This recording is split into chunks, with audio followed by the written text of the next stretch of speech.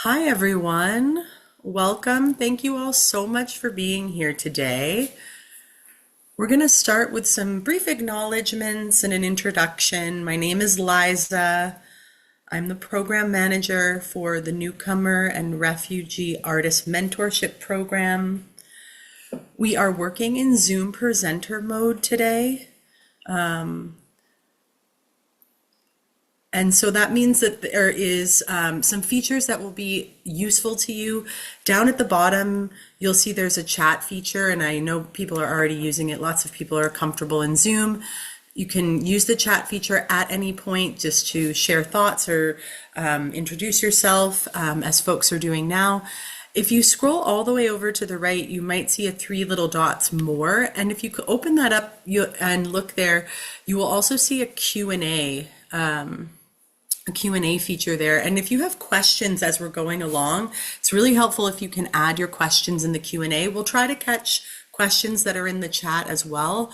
But at the end, I think we're going to have lots of time. And so we'll try to answer as many questions as possible. If you have questions about your specific eligibility, for example, or something that's really specific to you and pertinent only to you, at the end, I'll share my contact information. You can always email me. We can set up a brief conversation to chat about, if you have specific circumstances or you're wondering about eligibility for any reason, feel free to contact me there. The other thing that you'll see there, I think, I'm going to introduce my colleagues as well, but I believe also that there is a transcript option there if folks want to be able to see a captioning of what I'm presenting today. You can also use that transcript feature.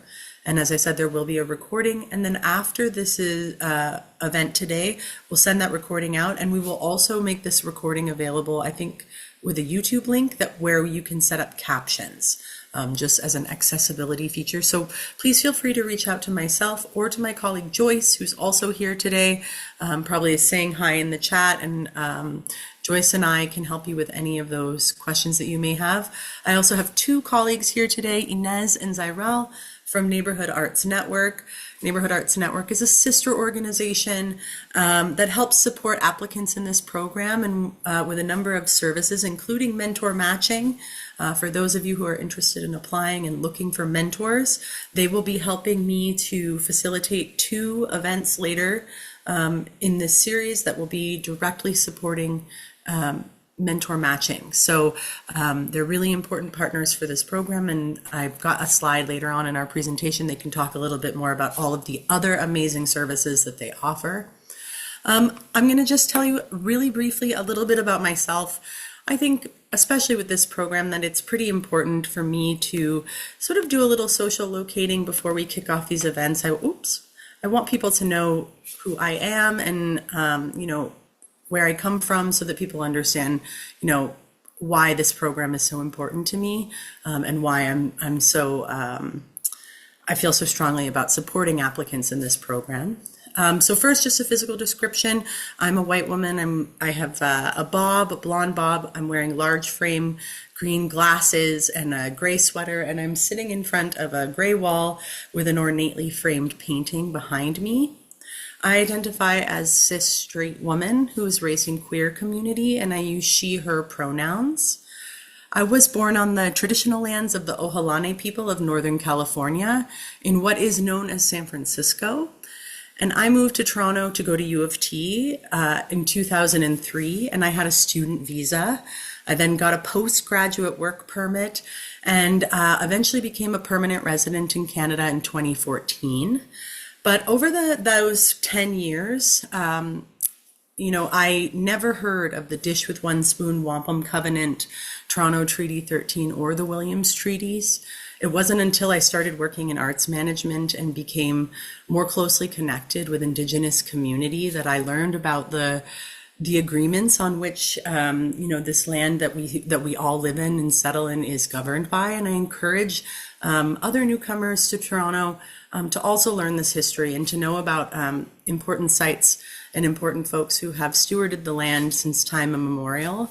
And I want to acknowledge and recognize the diversity of those First People who have been both recognized and not unrecognized, including the Wendat, the Haudenosaunee, and the Anishinaabe Nations, and most recently the Mississauga of the Credit, signatories on Toronto's Treaty 13.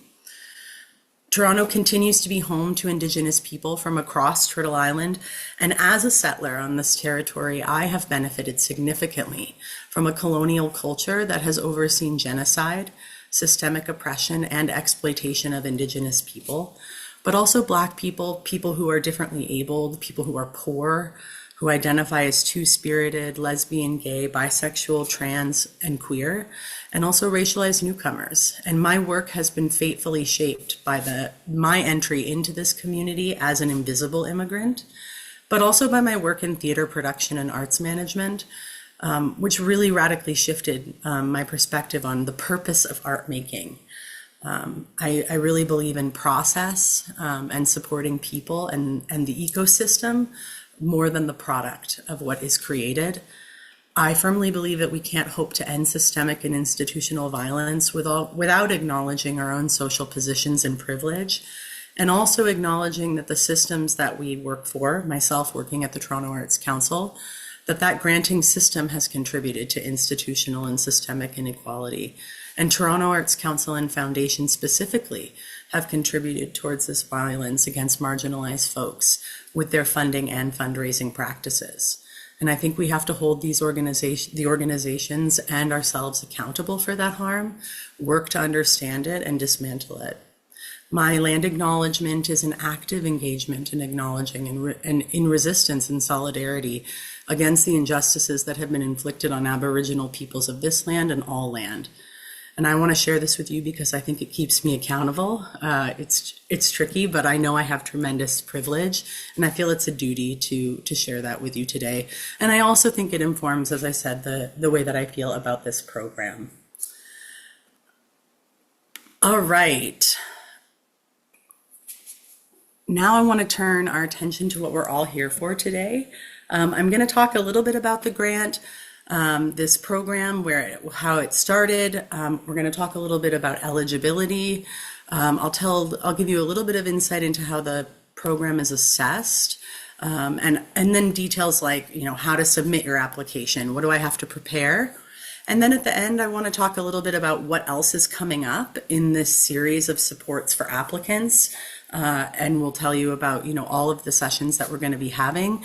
I believe that after today, you will be able to register for all of the future sessions in this series. And those of you who are participating today will have that information first. So you'll be able to sign up for all of the different sessions. And then Neighborhood Arts Network as well can chat really briefly about what they do outside of this program, or also about how they can support you.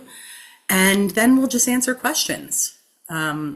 So as most of you know, this program is a program for individual, newcomer, and refugee artists intended to help you develop your artistic practice, establish connections, and sustain a livelihood here in Toronto's arts community. We define a newcomer or immigrant as someone who has lived in Canada for less than 7 years, meaning that you arrived in Canada after January 1st, 2019. And a refugee is a person who was forced to leave their home country and now located in Canada. There have been some changes made to the program's eligibility, which I'm going to tell you about in our next slide. But I just want you to know that in addition to, I just lost my note, sorry. The program provides funding to individual newcomers and refugee professional artists to be mentored and guided in their chosen arts discipline. It's an application that's submitted by the newcomer artist, and they add their mentor as a co-applicant. So both the applicant and the mentor must identify as professional artists or arts workers in the case of mentors. The grant amount is $15,000. So $7,500 paid directly to the newcomer artist, and $7,500 is paid directly to the mentor. This year, the deadline is going to be April 13th, 2026. And the main thing that you really want to know about this program is that it's different than other grant programs that we offer where you get paid to do a project. This program is all about the time spent in mentorship. So what you are getting a grant for is not the creation of work or the collaboration on a project.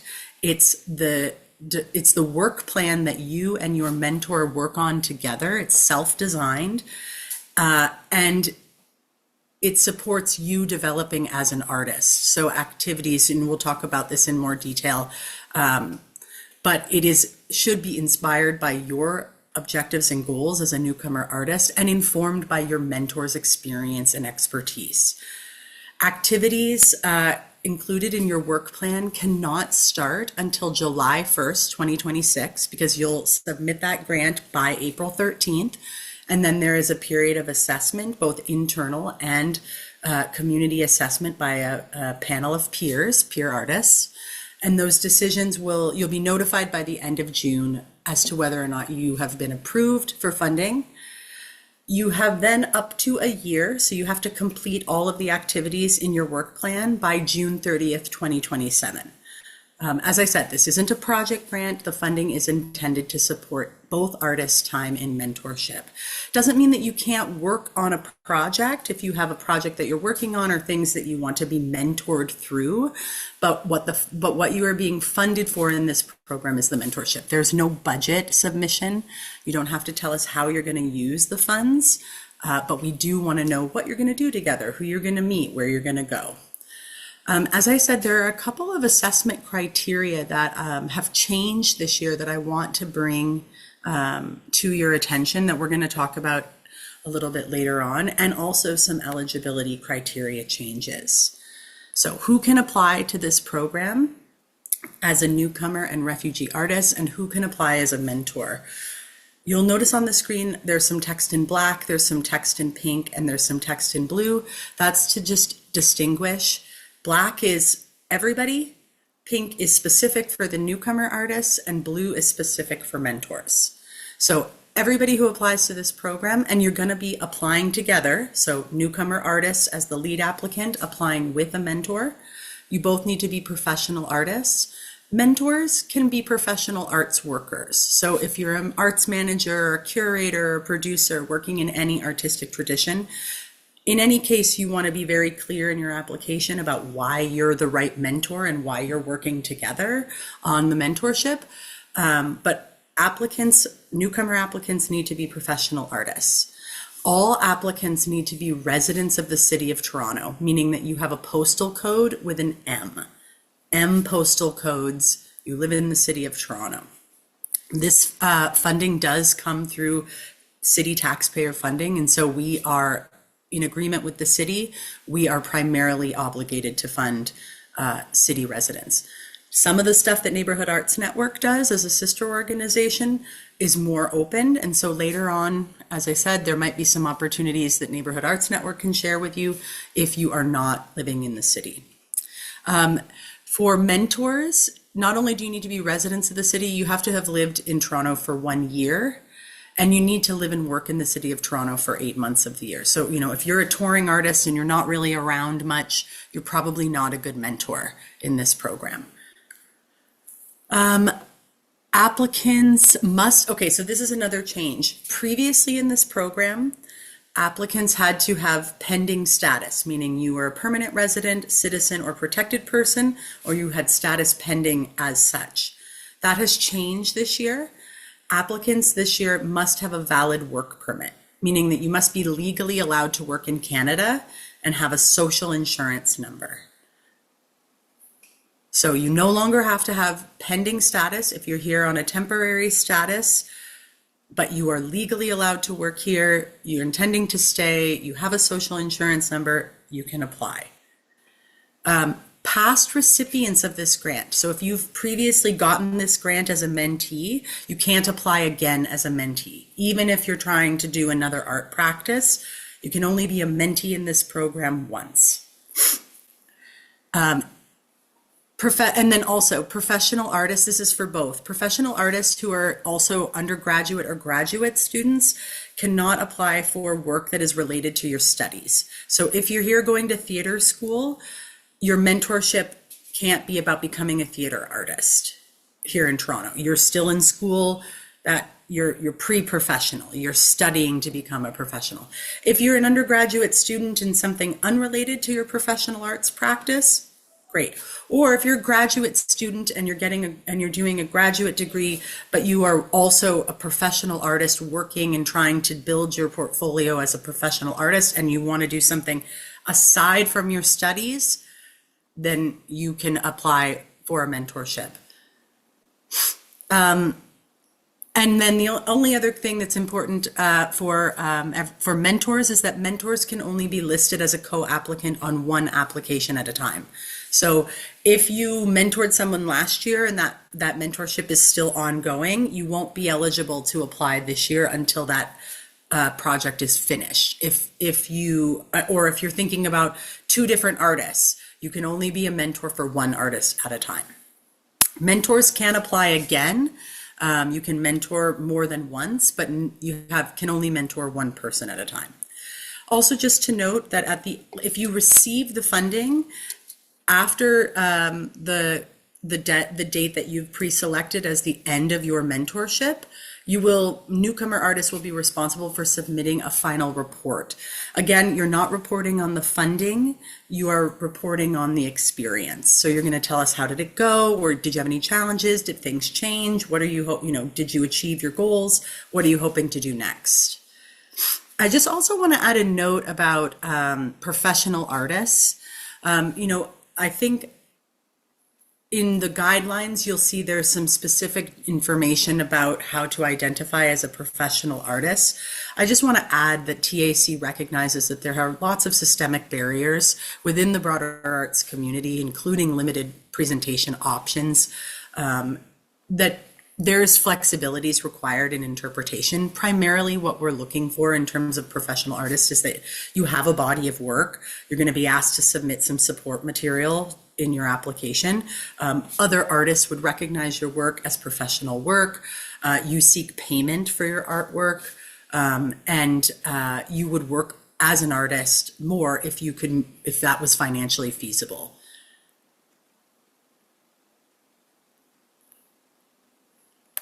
I think that is the last thing there that I want to make sure everybody sees. So here's a little bit more information about professional artists. Just again, someone who's developed their artistic skills through practice or training, that they would seek payment for their work, and that they have a history of public presentation or production, a body of work that you can show. Again, if you have questions about this, or you want to know, let's say, as newcomers, sometimes things happen and your work may not be as accessible to you as it might have been previously, or you weren't able to bring your work with you, or your work is live performance, for example. Reach out to me. We can talk about ideas for how to develop support material or to utilize what you do have as support material. And then the other thing to know is about how the applications are assessed. I mentioned that there have been some changes in the assessment criteria, so I just wanted to draw those criteria out so that everyone could see them directly. This program is a peer assessment program, which means that after the deadline closes, I'm going to read through all of the applications. I'm going to make sure everybody who's applied is eligible, and then I'm going to look through and try to put together a panel of other artists, many of whom have either received this grant as a mentor or mentee, or people in the community from different disciplines who know this, who know about mentorship or know about these communities.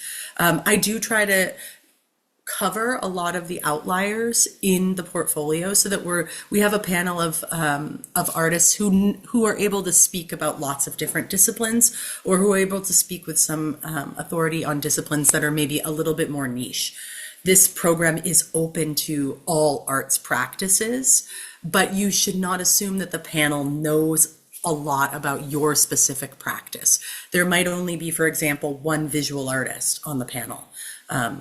So it's important that you give good context for yourself, but also know you're speaking to your peers, you're speaking to other artists, most of them with newcomer experience. And then those peer assessors are asked, what is the artistic merit or quality of the application? Will this mentorship support the applicant's stated goals and serve their needs as a newcomer artist? Will the mentorship provide a meaningful experience to the applicant? And does the mentor have suitable experience and qualifications for this mentorship? Does the mentor understand and support the mentee's goals and demonstrate enthusiasm to leverage their network on behalf of the newcomer artist? And is the work plan realistic? So that is what we're asking panelists to assess in your application. The two items that have changed, one, we added that second emphasis on the mentor's understanding and support of the mentee's goals and demonstrating enthusiasm to leverage their network. Over time, the applicants that have been funded overwhelmingly have been ones where the mentor expresses a lot of enthusiasm, where the mentor is saying, I understand what this artist wants to do. I know who they need to talk to. I love their work. I can't wait to take them as my +1 to everything I go to. It's often that elevates a strong application to a very strong application. So rather than having that be, opaque, we want it to be explicit in the assessment criteria. The other one that's changed a bit is about the emphasis on what the objective is. Previously, I think the objective in the assessment criteria was specifically about artist integration. We've changed that so that now we're saying the applicant needs to demonstrate that they have specific goals. They know what they need, or they know what they want to do as an artist, and that the mentorship, the outlined plans are going to support those stated goals and support the needs of the artist. So it's asking the panel to say, is it clear that the artist knows what they need? Do you agree with what they think that they need? And is this mentorship going to meet those needs? So that it's a little bit less prescribed to say you have to integrate. Now we're saying, you tell us what you need, and then we want to hear the mentor say, I understand what they need and I'm excited to help them get there. Okay, so that's on the assessment criteria, that's on professional artists, that's who's eligible. Now, how do we submit an application and what do you need to prepare? So once you've determined that you're eligible and you know that you want to apply, even if you don't have a mentor yet, so newcomer artists who are here today and you're thinking about applying to this, I encourage you, create an account in Smart Simple, read through the guidelines, make sure you understand the guidelines. Also, by the way, the guidelines are also going to be available in other languages. We usually provide them in, I believe, 6 or 7 different languages. I understand, because we've recently changed our web design, that what's available right now in alternate languages is not from this year. It's their last year's guidelines. But I do believe that those guidelines should be updated very shortly. So if you are someone who would prefer to read the guidelines in Ukrainian or Farsi or in any of the 7 languages that we offer them in, you can reach out to myself or Zyrel. We can send it to you as a PDF now, but it will also be available on our website shortly. So make sure you read the guidelines, make sure you know you're eligible. If you have questions about it, come talk to me. Then you can register your account in Smart Simple. Smart Simple is TAC's portal where you are actually going to apply for this grant. Once you have a mentor, you can add your mentor as a co-applicant. So mentors, you also need to have a registered account as an individual in Smart Simple. If you work for an organization, you might have an account for your organization, but you have to set up a separate account as an individual with a different email address. So once you know your mentor, you can add them. Then both you and both mentee and mentor will be able to see the application in Smart Simple. I don't recommend that I don't recommend that you work on it asynchronously in the portal. It's not really designed for that. I think better take a PDF and add it to a Google Doc or some other cloud-based, or Word, whatever is accessible for you. You can work on it there and then paste that material back into the portal when you're ready. Make sure you complete the application. Give yourself lots of time. There's sections that you need to include, including in both mentee and mentor's CV or resume, and then support material. So make sure you give yourself time, and then make sure you submit the application by April 13th, by 11:59 on April 13th. So what do you need to prepare? There are 3 main sections of the application. It's a mentorship details section, the resume and CV section, and then support material. In the mentorship details section, you're going to answer, I think it's 5 questions. Artistic statement. You're going to tell us a bit about your artistic practice, the kind of art you make, why you like making it or creating it. Going to include some details about, your experience art making, maybe, from your home country or since you've been in Canada. Just really a little bit of an introduction to you and your art. Then in your objectives, you're going to describe the art making experiences you've had since coming to Toronto or other details that might be relevant. This is just about context. Then you're going to, what do you hope to explore through your mentorship, and how, how do you hope to achieve your goals and develop as an artist? So again, this might be a really skills building mentorship for you. Let's say you're a singer, musician, and you want to produce an EP. You're working with a producer who's giving you access to their studio and gonna let you shadow sessions where you can learn about producing. And your goal is by the end of your mentorship that you'll have produced, a 5-track EP. You also want to learn about distribution and about, different playlists and stuff like that, or how to get into the local scene. So you're going to kind of give us some of your objectives. Tell us, what you've done so far, what you want to achieve in your mentorship, and why you want to work with this mentor. Then there's a mentor statement. So this section is going to be answered by the mentor, and it's, why do you want to work with the artist? What interests you about their practice? And then with reference to your own experience, why would you be a good mentor for this person? So sometimes mentors, especially folks who are well known in the community, they forget to do that little bit of sort of bigging up yourself bit there. You do need to kind of hype yourself up a little bit. Tell us why you'd be a great choice. I'm really excited to work with this person, and I know all these people, and I know exactly what they need to do. There's 5 or 6 events that I want to make sure they get to. I know the artistic directors of every local theater company. I can get their work in front of them. I know the granting structure. Whatever the case may be, we want to hear from the mentor about what your experience is that's relevant to this mentorship. Then the meat of the application is a work plan that both mentee and mentor work on together. Again, it really shows when mentors contribute to the work plan.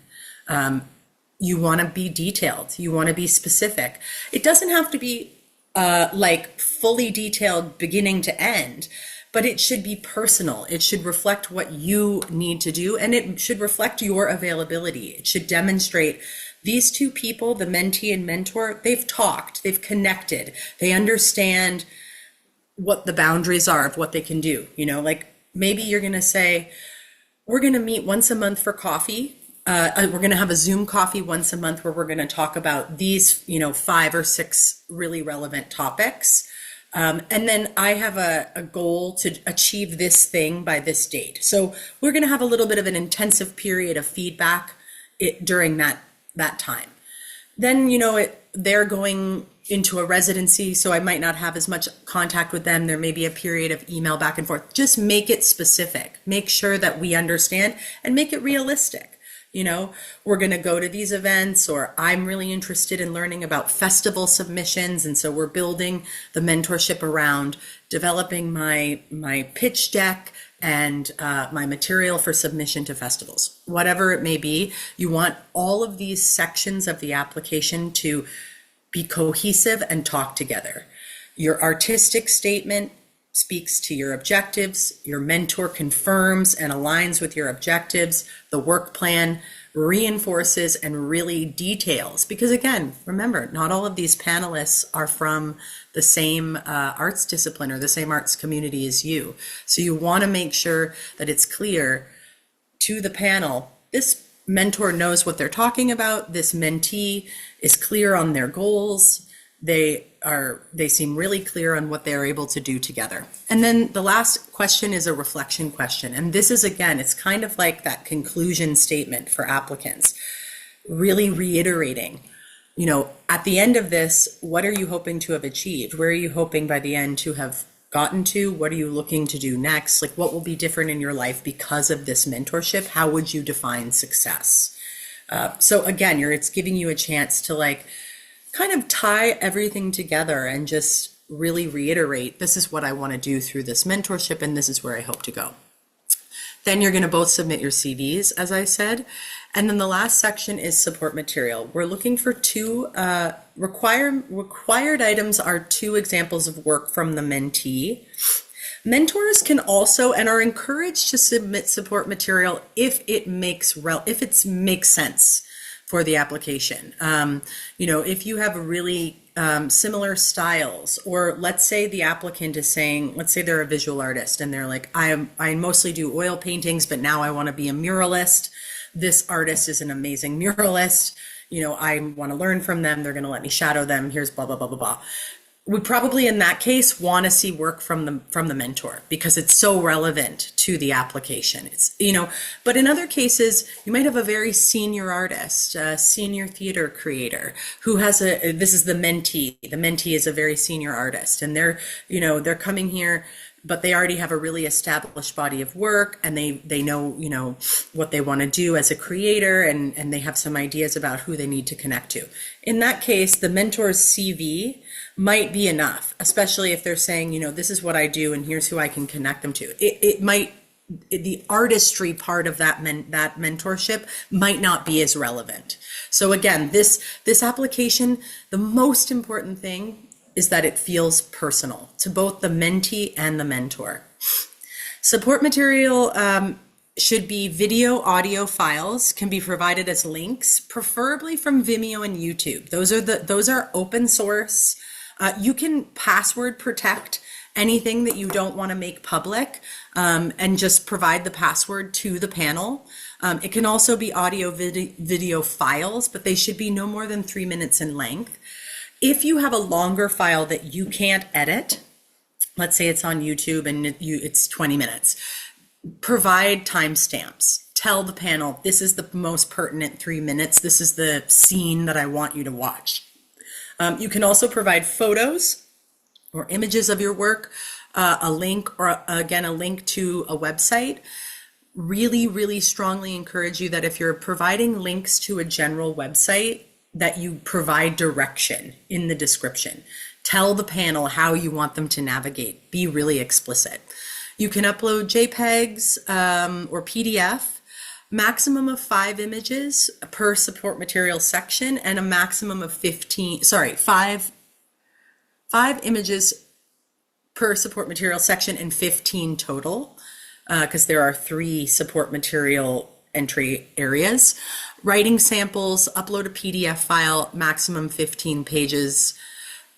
We don't accept Google Drive or Dropbox submissions. So cloud-based files, I'll write you back and say this is ineligible. You need to submit your support material in a different way. And really prefer, again, if you submit anything from like Facebook or Instagram, make sure that your accounts are public and that when folks link to them, they don't need an account to view the items, because again, you want to make these things easy and accessible for the panel. So that's just some tips on what you need to prepare and how to submit your application. So that's most of what I wanted to tell you about today. we're going to get into some more conversations later. I mostly just want to get to all of you to hear your questions and find out, what you are eager to know about. I'm happy to go into more detail on the different sections of the application. But the next thing I want to tell you about is what else we have coming up. This program, because of the nature of it, there's a sort of 2 or 3 step process for a lot of applicants. You've got to find that mentor, then draft your application, and then actually do the thing. So we've developed this series to try to make that process a little bit better. This program has grown and developed a lot over the years. In as recently as 3 or 4 years ago, we were getting 40 or 50 applicants to this program, but that has shifted. Last year, as some of you may know, we got 134 applications for this program, and we were only able to fund 25 mentorships last year. Now, I have been told, and this is, will be confirmed once our budget for the year is confirmed through the city's budgeting process. I have been told, though, that we will be increasing the number of mentorships that we're funding this year up to as many as 45. So that's my hope. My hope is that we're going to fund 45 mentorships this year. But the next session that we're going to have is going to be focused on mentors. So those of you who are interested in mentors or who have ideas about folks who you might want to be mentors, please send them my way. I can tell them all about our mentor session. It's going to be February 12th. 1 to 3 online on Zoom. And this session is really going to be focused on mentors, insight into this application process and how to support applicants and again, set your applications apart. And then also about just good work plan design, about what makes sense in mentorship, how to deal with, giving your potential applicants, a sense of your availability, how to kind of come to agreement and figure out what you're going to do in mentorship together. So it's going to be about the application process, insight into the assessments, expectations of mentors in this program. And then mentors who register for that session will also then be prioritized in our mentor matching process. I can see that a lot of you are asking about mentor matching. After February 12th, the next 2 sessions on February 26th and March 12th are mentor matching sessions. So you can see now on screen, there's a page that's telling you about all of our sessions that we're going to be having. And we will be doing 2 in-person mentor matching sessions in February and March. And you can register for those after today. We have divided those sessions up. The first one on February 26th, it's going to be at the Native Canadian Centre of Toronto. You will also get these slides. You can absolutely take a screenshot, but it will be clickable in the slides. And I can also, if anybody wants to email me, I can send you the listing. I'm sure that you will get a summary email from Joyce as well with all of this information. So you don't have to screenshot it. That might not be the easiest way to access this information. But the one on February 26th is going to be for media artists, music artists, theater artists, curators, and textile artists. And then on March 12th at Society Clubhouse, and the one on February 26th is from 12 to 2. March 12th, it'll be 5:30 to 7:30 at Society Clubhouse, and it'll be for visual artists, literary artists, community artists, and dance artists. So put these in your calendar and register as soon as you can. When you register, you're going to fill out a bit of a questionnaire, and that is going to be the information that we use to try to curate matches for you. So we're going to try to invite people. So not only mentors who are attending these sessions, but then also based on the mentees who are registering for these matching sessions, we will be trying to get folks there specifically for you to meet. We've also invited all of our discipline program managers. So the TAC program managers from all of the disciplines, dance, theater, visual arts, they've also been invited. So if you don't meet the mentor of your dreams at one of these sessions, you can also talk to the program manager, and they might have some ideas. Zyrel will be there, Inez will be there, I will be there. We can talk to you about some other potential matches and maybe make some introductions over email or, in person if those folks are there.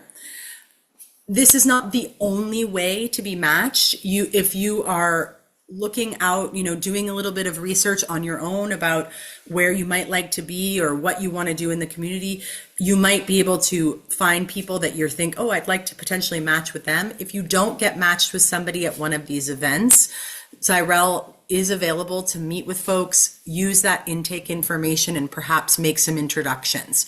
So there are supports. We're going to try to match as many people as possible at these mentor matching events, but I know, not everybody may be available to be there in person, or they may not meet the perfect mentor at these events. There's no guarantee that we can match you. We're not going to guarantee that we'll be able to find you a match.